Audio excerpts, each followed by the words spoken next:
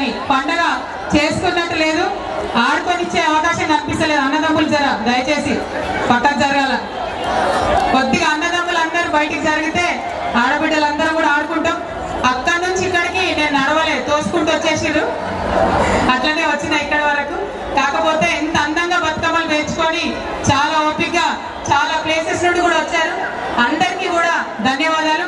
కొద్దిగా ఎక్కడికక్కడ circles form చేస్తే మంచిగా మీతో కలిసి ఆడి పాడాలని ఉంది. ఆడదామా?